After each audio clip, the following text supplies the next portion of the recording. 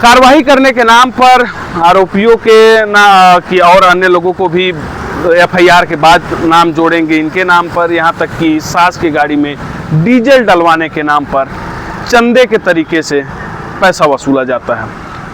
सास एक ठेकेदार हैं जिनके साथ पहले तो ज़मीन के नाम पर ठगी होती है। ज़मीन के नाम पर ठगी होने के बाद पुलिस वाले के द्वारा रिश्वत जम कर ली जाती है। इसके बाद भी कार्रवाई में कमी रह जाती है। नमस्कार, मैं अवधेश, सटीक खबर में आपका स्वागत करता हूं। आज मैं बात करने वाला हूं एक ठेकेदार जिनका ज़मीन का सौदा होता है। लगभग 5 एकड़ की ज़मीन थी जिसमें 5 से 6 लाख रुपए एडवांस देते हैं। एडवांस देने के बाद उनसे न तो ज़मीन मिलती है और न ही पैसे, जिसकी शिकायत गांधीनगर थाने में करते हैं। शिकायत करने के बाद अपराध तो पंजीबद्ध होता है, लेकिन अपराध पंजीबद्ध सिर्फ और सिर्फ एक आरोपी के ऊपर होता है। 2 आरोपी को भी बख्श दिया जाता है।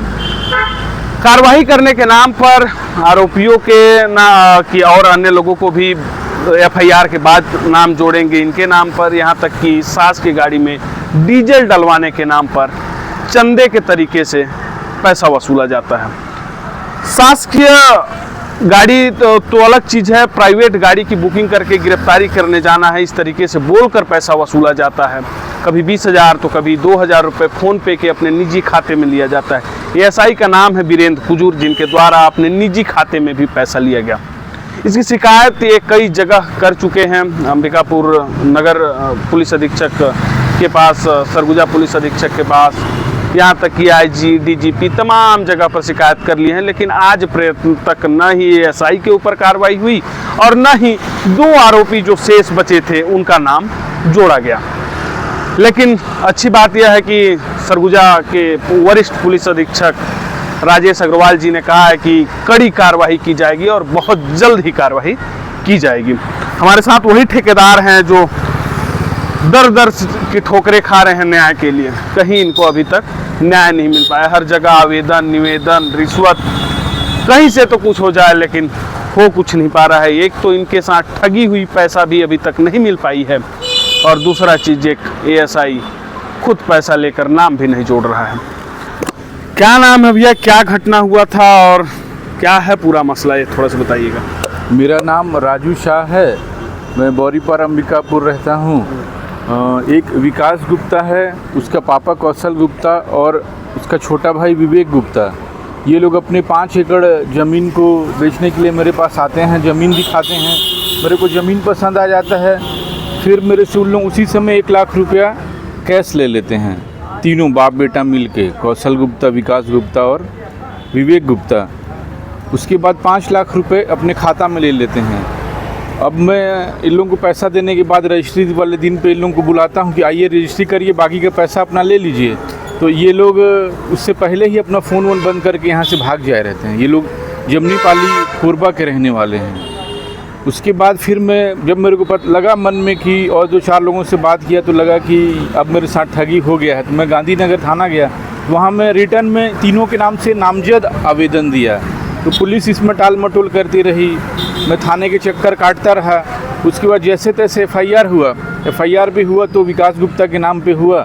उसके पापा और उसके भाई का समर्थन कर रहे थे बातों का, ज़मीन बेचने का, और उन लोगों का नाम पे नहीं किया। तो मैं उसका भी विरोध किया और वो विरोध अभी तक चल रहा है, वो लड़ाई अभी तक चल रहा है।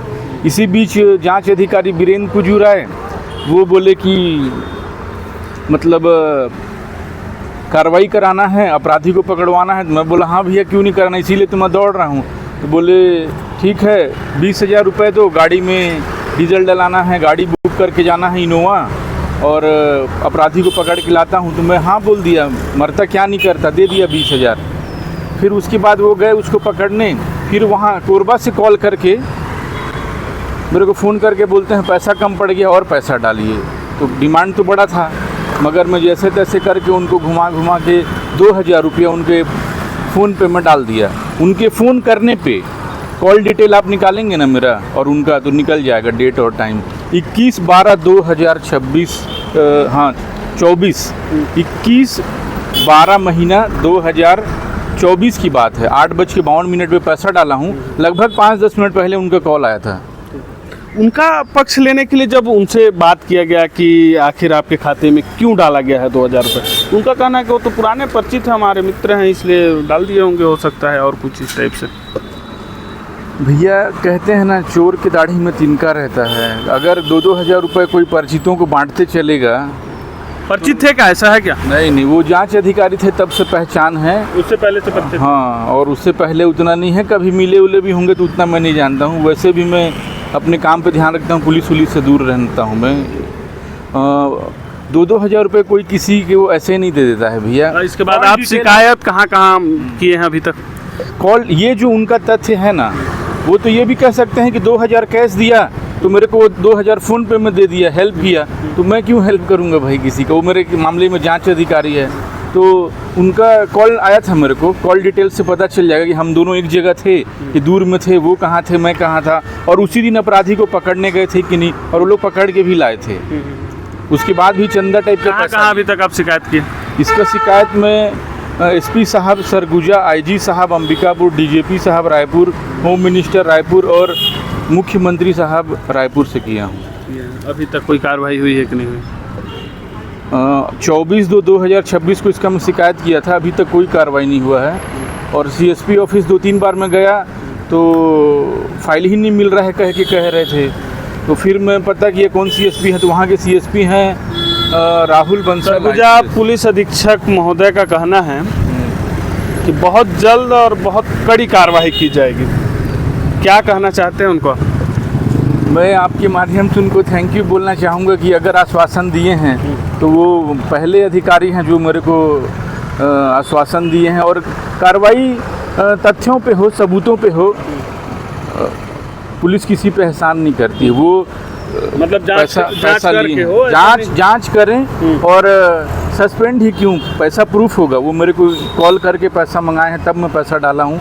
मेरा टावर उनका टावर लोकेशन अलग अलग है। कोई कुछ भी करे, पुलिस विभाग पुलिस का साथ देता है, मगर ये पहले अधिकारी हैं जो बोल रहे हैं कार्रवाई करूँगा, तो मैं चाहता हूँ कि कार्रवाई करें, और जब प्रूफ हो जाए तो डिसमिस भी कर दें, क्योंकि ये लोग अगर सिस्टम में रहेंगे तो और करप्शन फैलाएंगे और पुलिस की छवि को धूमिल करेंगे। 6-6 लाख रुपए कोई किसी का जब ठगी कर लेता है ना, तो घर परिवार से लेके खुद तक दिमाग ख़राब हो जाता है। 500 रुपये भी कोई लेता है तो लगता है कि कब वापस करेगा, तो सब्जी लाऊंगा, कब वापस करेगा कि ये काम कर लूँगा, वो काम कर लूँगा। महंगाई बढ़ते जा रहा है। मेरा तो 6-6 लाख रुपये मामला है, और 2024 का मामला है, तो आज दिनांक तक अपराधी अगर बचे हुए हैं तो कहीं ना कहीं वो पैसे के बल पे ही बचे हैं। और सुनने में आया भी है कि 2.25 लाख रुपए यही वीरेंद्र कुजूर जांच अधिकारी उन लोगों से उसके पापा और भाई को पार्टी न बनाने के लिए पैसा वसूल लिए। अच्छा, ये तो बताइए, आप 2000 तो अकाउंट में दे दिए हैं, और टोटल पैसा कितना दिए हैं कैश वैश करके?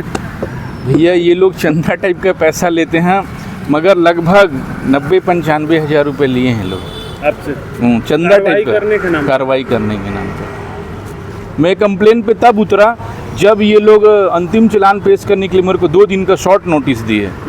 अपराधी को नोटिस पे छोड़ दिए 1-1 साल तक। और हाँ भैया, ये मैं भूल जा रहा था, 31/12/2025 को जब न्यायालय के शरण में उसको पेश कर रहे थे, तो न्यायालय का अपमान करते हुए बार बार यही जांच अधिकारी वीरेंद्र कुजूर के द्वारा अपने फ़ोन से उसको अनगिनत बार उसको फ़ोन दे के बात कराए हैं। मैं उनको मना भी किया तो बोले नहीं, हम लोग गिरफ्तारी की सूचना दे रहे हैं।